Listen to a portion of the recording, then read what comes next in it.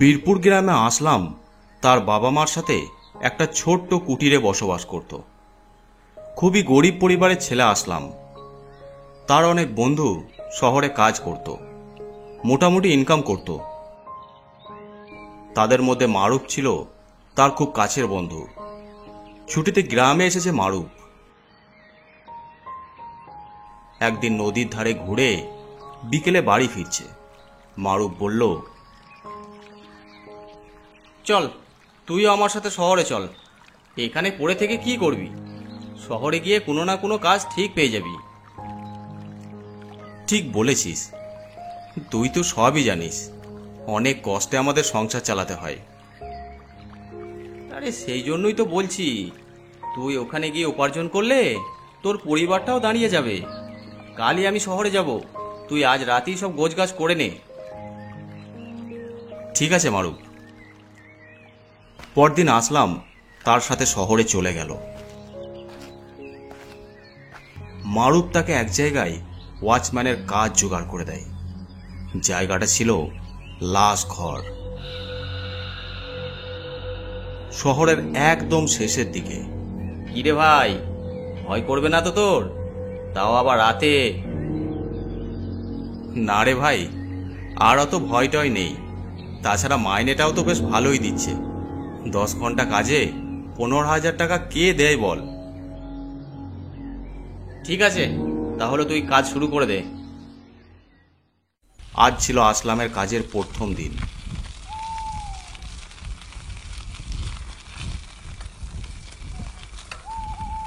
আসলামের ডিউটি ছিল রাত 9টা থেকে সকাল 7টা পর্যন্ত। আসলাম ঠিক 10 মিনিট আগে ওখানে পৌঁছায়। ওখানে যে মর্নিং শিফট করত সেই চাচার সাথে দেখা হয়। তাহলে তুমি এসে গেছো? তুমি তাহলে নতুন ওয়াচম্যান? হ্যাঁ চাচা। বয়স তো অনেক কম লাগছে। তোমার বয়স কত? চাচা, আমার বয়স 19 বছর। ঘরবাড়ির অবস্থা খুব একটা ভালো নয়, তাই গ্রাম থেকে শহরে এসেছি কিছু উপার্জনের আশায়। খুব ভালো কথা।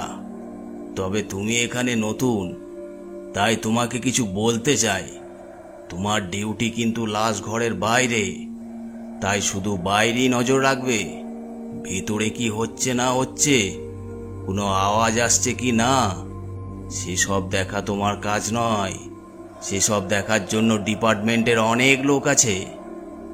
মনে রাখো, কোনো অবস্থাতেই ভেতরে যাবে না, বিশেষ করে রাত 12টার পর। ঠিক আছে চাচা। তারপর আব্দুল চাচা চলে গেল। ড্রেস পরে হাতে লাঠি নিয়ে আসলাম চেয়ারে এসে বসল। আসলাম চাচার এইসব কথাবার্তায় কিছুটা অবাক হয়। সে জানে লাশঘর নিয়ে অনেকে অনেক কথাই বলে থাকে, তাই আসলাম সেসব কথাই তেমন গুরুত্ব দেয় না। লাশঘরে যারা কাজ করছিল সেই সব ডাক্তার, কম্পাউন্ডাররা যে যার বাড়ির দিকে রওনা দিল। এখন শুধু আসলাম একা। ঘন্টাখানেক পর হঠাৎ ভেতর থেকে একটা অদ্ভুত আওয়াজ শুনতে পেল, যেন ভেতরে লোহার দরজায় কেউ জোরে জোরে ঘা মারছে। ভিতরে তো এখন কেউ নেই, তাহলে আওয়াজ আসছে কিভাবে? আসলাম তার লাঠিটা নিয়ে সোজা ভিতরে ঢুকে পড়ল। বাইরে থেকে লাশ ঘরের দরজা দিয়ে ভিতরে তাকাতেই সে আঁতকে উঠল। দেখল ভিতরে কাফনে জড়ানো অনেক লাশ পড়ে আছে। তাদের মধ্যে একটা লাশের মুখটা খোলা ছিল। কি বিভৎস ভয়ঙ্কর সেই দৃশ্য দেখে আসলামের বমি চলে এলো। ও সোজা বাইরের দিকে হাঁটা শুরু করলো। উফ, এবার বুঝতে পারছি চাচা কেন ভেতরে যেতে মানা করেছিল। রাত তখন ঠিক 12টা। আসলামের চোখ জড়িয়ে এসেছে, ঘুমিয়েও গেছিল। হঠাৎ আবার সেই রকম আওয়াজ শুনতে পেল। উফ, আবার আবার আওয়াজ। এবার আর ভিতরে যাচ্ছি না। আসলাম উঁকি মেরে দেখল, কিন্তু কিছুই দেখতে পেল না। সেই ভিতরেই যেতে হবে দেখছি। এগিয়ে গেল বারান্দা দিয়ে। লাশ ঘরের দরজা দিয়ে ভিতরে তাকাতেই দেখল কেউ একজন লাশ কাটা ঘরের লকার খুলে লাশের সাথে কিছু একটা করছে, যেন খাচ্ছে। এই কে কে তুমি?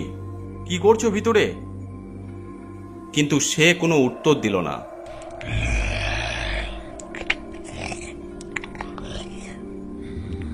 আবার অন্য লকার খুলতে গেল।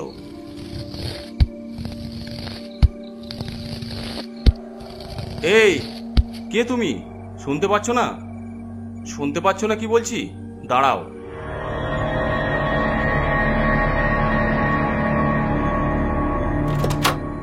তখনই আসলাম দরজা খুলে ভিতরে ঢুকে পড়ল। কলারটা ধরতেই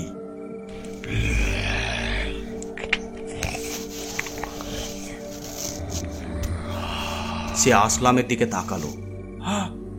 আসলাম দেখল এটা আর কেউ নয়, সেই ভয়ঙ্কর বিভৎস লাশটা যেটা সে একটু আগে দরজা দিয়ে দেখেছিল। এ কি করে সম্ভব? সে হাসতে হাসতে আসলামের দিকে যেতে লাগলো।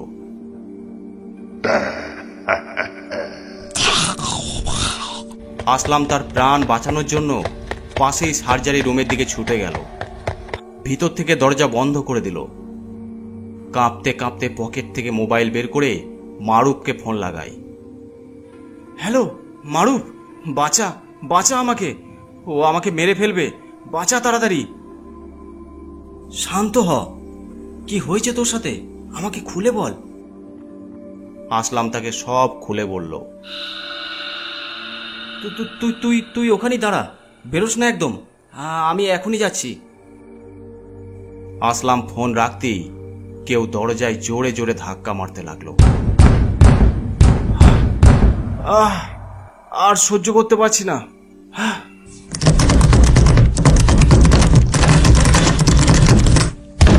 আসলাম দুহাত দিয়ে তার কান চেপে ধরল। পিছনে কারো হাসির শব্দ এলো। আসলাম আস্তে আস্তে পিছন ফিরে দেখে তার ঠিক পিছনে সেই ভয়ঙ্কর লাশটা বসে আছে। এ কি করে সম্ভব? বাঁচাও বাঁচাও আমাকে। আসলাম তাড়াতাড়ি দরজা খুলে ছুটতে লাগলো। এবার সে যা দেখলো তাতে তার হৃৎপিণ্ড বন্ধ হয়ে যাবার জোগাড়। লকারের ভিতর থেকে সব ডেড বডি বাইরে বেরিয়ে এসেছে। আমাকে যেতে দাও, আমাকে যেতে দাও, এখান থেকে আমাকে যেতে দাও দয়া করে।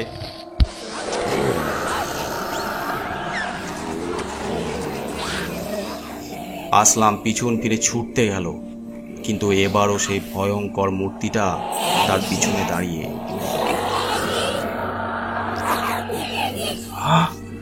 ছেড়ে দাও আমাকে, বাঁচাও বাঁচাও। কিন্তু কেউ তার আর্তনাদ শুনতে পেল না। সব ডেড বডিগুলি চারিদিক থেকে তাকে ঘিরে ধরল।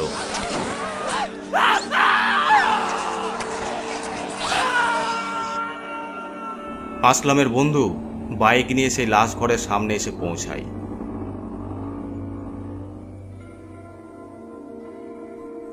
আসলাম, এ আসলাম।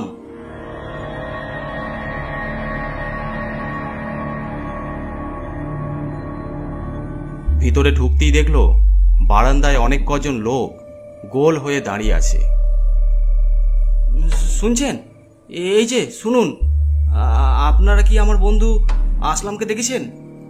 ওরা ঘুরতেই মারুফ ভয়ে আঁতকে উঠল, কারণ তারা সবাই ছিল জীবন্ত বিভৎস লাশ।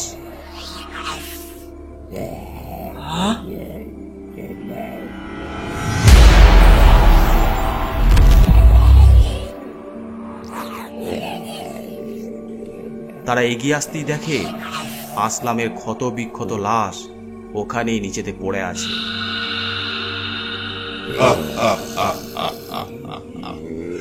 ওই দেখ তোর বন্ধুকে, এবার তোর পালা। হ্যাঁ, বাঁচাও বাঁচাও! তারা পশুর মতো মারুকের ওপর ঝাঁপিয়ে পড়ে।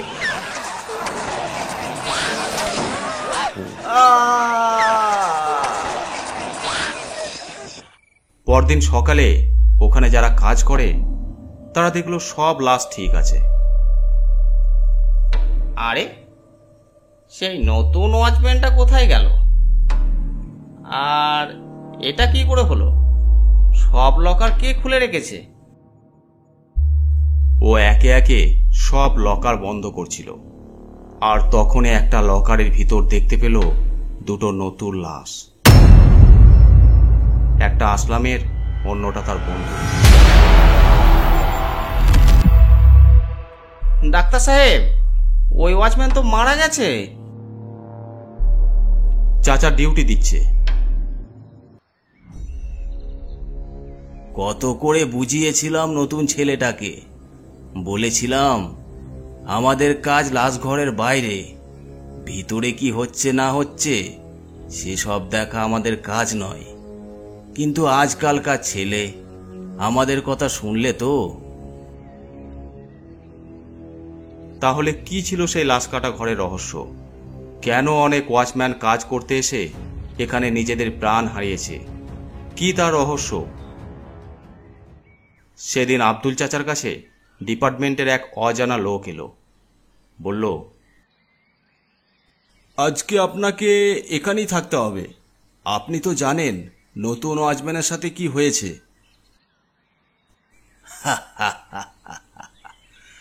আমি তো ওকে অনেক করে বুঝিয়েছিলাম, কিন্তু ও আমার কথা শুনলে তো।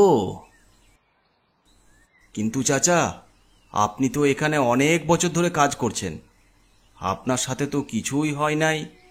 মানে, আপনি কখনো ভিতরে যাবার চেষ্টা করেননি? না না, ভিতরে কি হচ্ছে না হচ্ছে তা জানার প্রয়োজন মনে করি নাই কখনো। শুনো তাহলে, সে অনেক বছর আগেকার কথা। আমি তখন গ্রাম থেকে অনেক স্বপ্ন নিয়ে শহরে এসেছিলাম। আমাদের সময়ে শহরে চাকরি করা মানে বিশাল ব্যাপার ছিল। আমি ভেবেছিলাম এখানে উপার্জন করে গ্রামে মা বাবাকে অনেক সুখে রাখব। তখন আমার বয়স অল্প। যেদিন আমি এখানে এলাম সেদিনই অফিসের একজন লোক বলল, এখানেই তোমাকে ডিউটি করতে হবে রাতে। মর্নিং শিফটের ওয়াচম্যান রাত 9টার সময় চলে যায়, তার আগে তোমাকে এখানে চলে আসতে হবে। বুঝতে পেরেছো? ঠিক আছে স্যার। সব লোক কাজ করে এখান থেকে কখন বাড়ি যায়? 10টার মধ্যে সবাই চলে যায়। চিন্তা করো না, ভয় পেও না, তোমার সাথে আরও একটা ওয়াচম্যান থাকবে। এটা ছিল আমাদের প্রথম রাত। আমি আর রশিদ ড্রেস পরে ডিউটি করতে লেগে গেলাম। আরে রশিদ ভাই, বসো বসো, কেউ আসবে না এখানে। এই লাশ কাটা ঘরে চুরি করার মতো কি বা আছে? এটাই তো আমাদের কাজ। যদি বাবার চিকিৎসার জন্য টাকার না দরকার পড়তো, তাহলে আমি এই কাজ কখনো করতাম না। ভালো করে পড়াশোনা করে কোনো ভালো জায়গায় কাজ করতাম। কিন্তু কি আর করব, মা তো অনেক আগেই রোগে পড়ে মারা গেছে। এখন বাবাই সব। হ্যাঁ ভাই, খুব খারাপ লাগলো শুনে। এক কাজ করো, অর্ধেক রাত আমি জেগে থাকবো আর অর্ধেক রাত তুমি জেগে ডিউটি করবে। এতে আমাদের দুজনেরই কিছুটা আরাম হবে। এখন আমি শুয়ে পড়ছি, তুমি 2 ঘন্টা পর আমাকে তুলে দিবে। ঠিক আছে। এই বলে আমি শুয়ে পড়লাম। কিন্তু তার কিছুক্ষণ পর রশিদ ভেতর থেকে কিছু আওয়াজ শুনতে পায়। কি ব্যাপার? সব ডাক্তার কর্মচারী তো চলে গেছে, তাহলে ভিতরে কে আছে? ও ধীরে ধীরে ভেতরে যেতে থাকে। লাশ কাটা ঘরের দরজা দিয়ে দেখে আওয়াজ তো সার্জারি রুম থেকে আসছে। ভিতরে গিয়ে দেখি তো। ভিতরে গিয়ে দরজা ফাঁক করে দেখে একজন ডাক্তার পেশেন্টের অপারেশন করছে। তুমি ভিতরে কাকে জিজ্ঞেস করে এসেছো? চলে যাও এখান থেকে, বাইরে যাও, এখানে পোস্টমর্টম চলছে। ক্ষমা করে দিন, আমি চলে যাচ্ছি। এত রাতে এ কার পোস্টমর্টম করছে? আর রাত 1টার সময় বা কেন এখানে এসেছে? রশিদ বাইরে আসতেই দেখে একটা বড় গাড়ি বাইরে দাঁড়িয়ে। তখনই ডাক্তার এখানে এসে উপস্থিত হলো। ওই গাড়ি থেকে একজন ধনী ব্যক্তি নামলো। ডাক্তার তাকে সঙ্গে করে ভেতরে নিয়ে চলে গেল।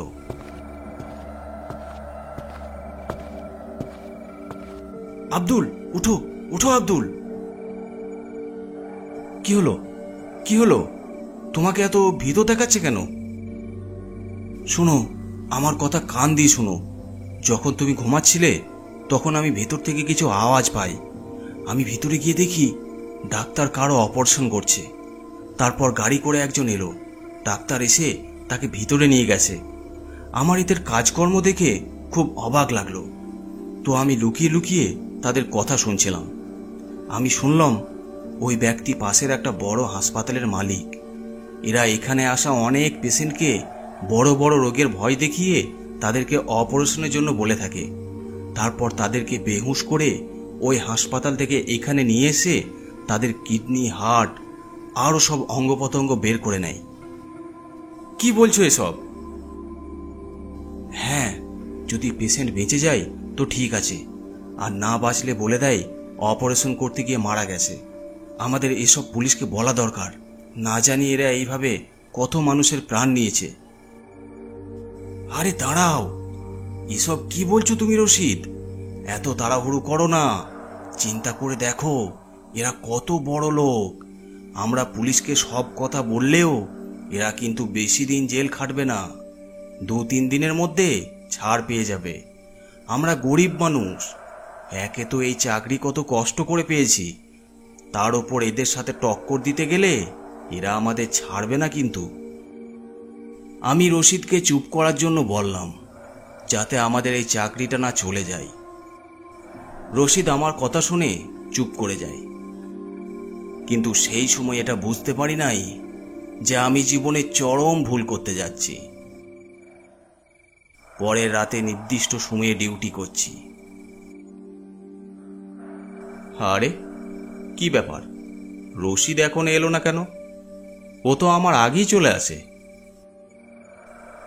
আমি সারা রাত রশিদের জন্য অপেক্ষা করলাম, কিন্তু রশিদ আর এলো না।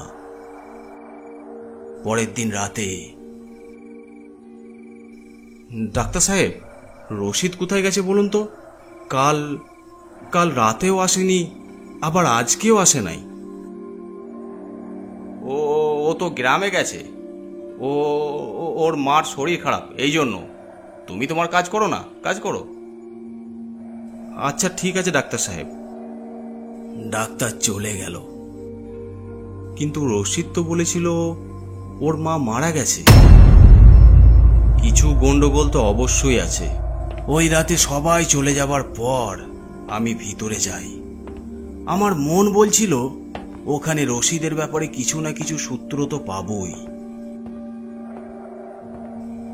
আমি লাশ কাটা রুমের ভিতরে যেতেই পাশের সার্জারি রুম থেকে কারো চিৎকার শুনতে পেলাম।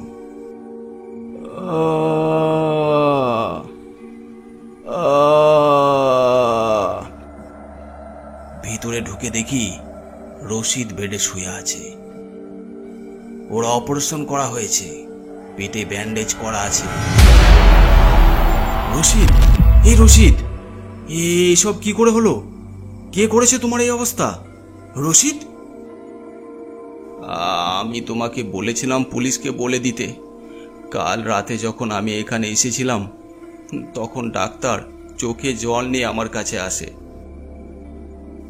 রশিদ, তোমার একটা ছোট্ট হেল্প চাই। না করো না, আমার ওপর দয়া করো। আমার 8 বছরের মেয়ের অ্যাক্সিডেন্ট হয়েছে। আমি অনেক ব্লাড ব্যাংকে গিয়ে খোঁজ নিয়েছি, কিন্তু সেম গ্রুপের রক্ত কোথাও পাওয়া যাচ্ছে না। তুমি কি তোমার রক্তের স্যাম্পেল আমাকে দিতে পারবে? যদি তোমার ব্লাড গ্রুপ ম্যাচ হয়ে যায় তাহলে আমার মেয়েটা বেঁচে যাবে। দয়া করো আমার ওপর, দয়া করে না বলো না। হ্যাঁ ডাক্তার সাহেব, আমি অবশ্যই আপনাকে সাহায্য করব। আমি মানবিকতার খাতিরে তাকে আমার রক্তের গ্রুপ দিয়ে দিয়েছিলাম। কিছুক্ষণ পর কেউ আমার মাথার পিছন দিক দিয়ে কিছু একটা দিয়ে জোরে আঘাত মারে।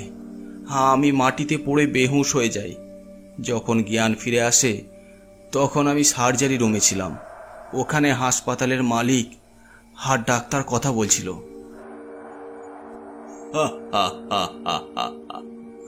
ডাক্তার, এবার আমরা টাকার গদিতে বসবো। এর কিডনি লন্ডনের সেই লোকটার সাথে ম্যাচ হয়ে গেছে। বলেছিলাম না তোমাকে? ওয়াচম্যান তো কি হয়েছে, মানুষই তো। আমাদের ঠিক কাজে আসবে।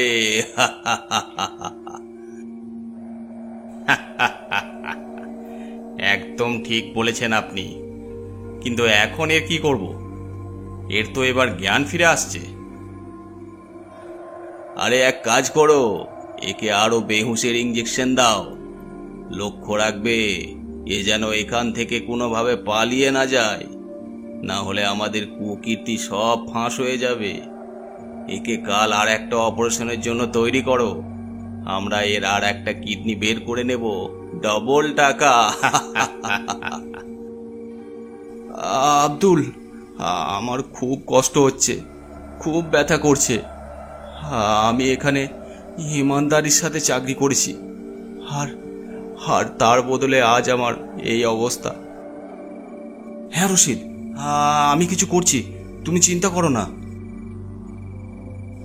আমি বদদোয়া দিচ্ছি এই লাশঘরকে। এখানে যেভাবে জীবন্ত মানুষকে লাশ বানানো হয় ওই রকম এখানে আসা প্রত্যেকটা লাশ জীবিত হয়ে যাবে। আর এখানে আসা কোনো মানুষকে জীবিত ছাড়বে না, তাতে সে যেই হোক।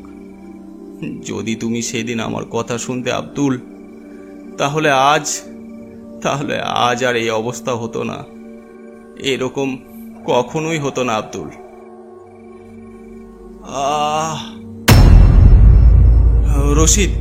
রশিদ আমার বন্ধু, আমাকে ক্ষমা করে দে রশিদ। আমি তোকে বাঁচাতে পারলাম না। যদি সে রাতে আমি তোর কথা শুনতাম তাহলে আমাকে ক্ষমা করে দে রশিদ। সেদিন রাতেও ওই লকার থেকে আওয়াজ আসতে লাগলো। আমি বাইরে থেকে লাশ কাটা ঘরে তাকাতেই দেখি সেই সব জীবন্ত লাশগুলি বেরিয়ে এসেছে। আমি ভয়ে সেখান থেকে বাইরে ছুটে পালাই। তখনই ডাক্তার সাহেব সেখানে আসে। আরে, তুমি ভিতরে কেন গেছিলে? আমি তোমাকে বলেছিলাম না তোমার কাজ শুধু বাইরে, ভিতরে যাওয়ার কোনো দরকার নেই। ঠিক বলেছেন, আমার ভিতরে যাওয়ার কোনো দরকার নেই। আপনারা যান, আমাকে ক্ষমা করে দেন। আমি আর কখনো ভিতরে যাব না। তারপর তারা ভিতরে যায়।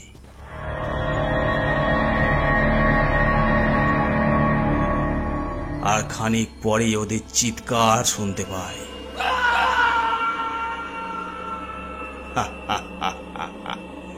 এটাই ওদের পাওনা ছিল। পরদিন সকালে পুলিশ আমাকে জিজ্ঞেস করে, তাহলে তুমি কিছুই দেখো নাই? না স্যার, আমি তো কিছুই দেখি নাই, আর কিছুই শুনিও নাই। দুটো খুন হয়ে গেল আর তুমি কিছুই জানতে পারলে না? আর আমার ডিউটি তো বাইরে, ভিতরে কি হচ্ছে না হচ্ছে সেটা দেখার দায়িত্ব আমার নয়। সত্যিই কি আপনার বন্ধুর অভিশাপের ফলে এইসব হচ্ছে? আর আপনি এসব জেনেও কি করে এখানে কাজ করছেন? আমি একা কোথায়? আমার বন্ধু রশিদও তো আমার সঙ্গে আছে গার্ড দেবার জন্য। তারপর সে চলে যায়। আর যতদিন আমি এখানে আছি তোমাকে কখনো একা হতে দেব না।